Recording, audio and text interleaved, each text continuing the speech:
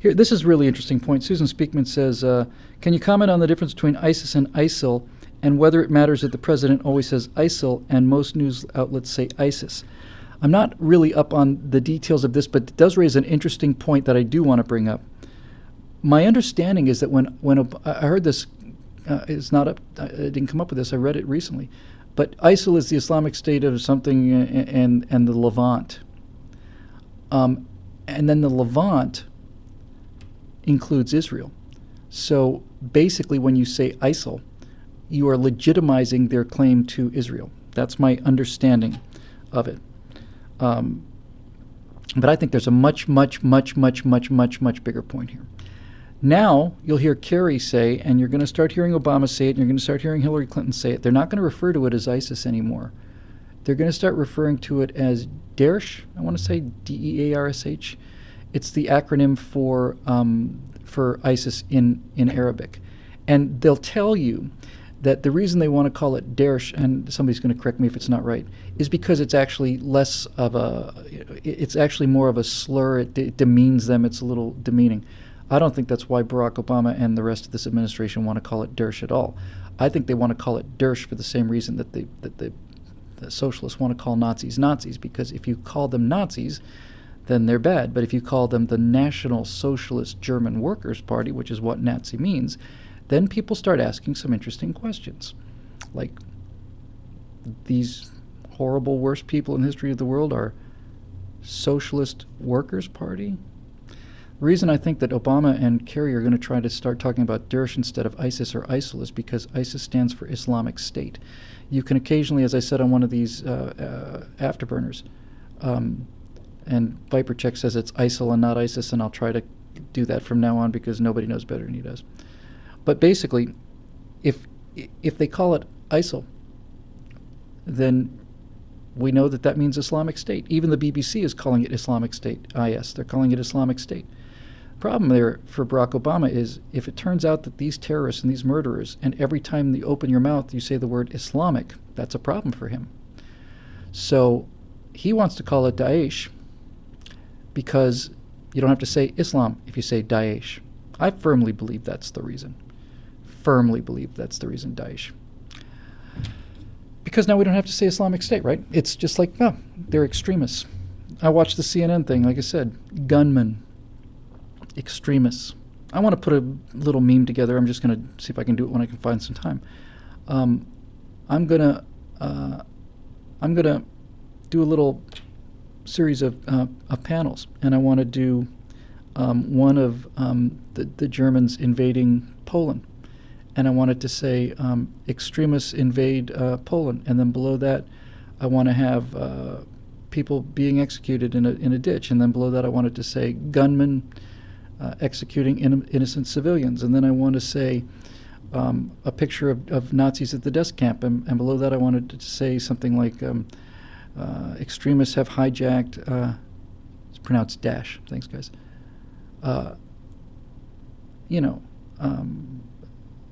extremists have hijacked, the ideology of the German people. Basically, I want to say, yeah, we'll just show all the Nazis and we'll not say the word Nazi. We're not going to say the word German. It's ridiculous. I think he wants to say Daesh because it doesn't say Islamic, and it's bad PR. If you have to say Islamic State is murdering people, we know how he feels about all that stuff, and we all know what side he's on. Let's move on here. I'm going to see if I can make these answers a little faster here. All right, Jonathan K. says, if a Muslim is bound first and above everything else to seeking a divinely mandated Sharia system over any man-made system, do you think it was a grave oversight for the founders not to include a religious test for president in the Constitution? Perhaps not Islam specifically, but couldn't any similar circularly reasoning ideologically have been anticipated? I disagree with you here, Jonathan.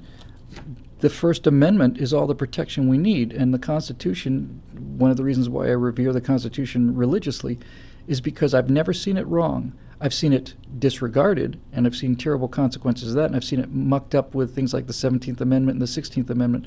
But the Constitution is written, and the Bill of Rights it's perfect. I've yet to find a flaw in it. So in answer to your question, if a Muslim is seeking Sharia in this country, as we said earlier, He has a right to call for it, but he doesn't have the right to implement it.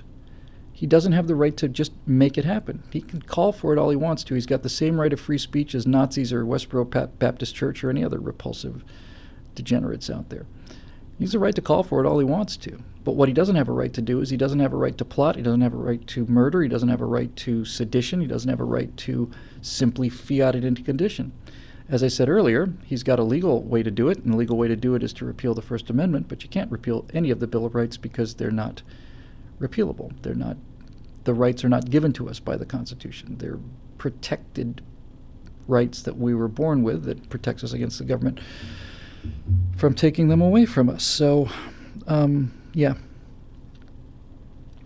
I think, see, this is the point we got to be careful on, right? We don't have, we have to beat this ideology. This is the challenge of this century, is Islam. It was Nazism and communism, and we beat Nazism, we beat communism, and now we have to face Islam. But we can't lose who we are in the process. We just can't. We can't do it. We can't give up what we believe in. And that's not to say we can't fight, and if they're fighting dirty, we fight dirty back. But we can't lose our soul over this, right? We don't want to lose America, and we don't want to lose our souls. We don't want to lose those things. So, we don't need a religious test.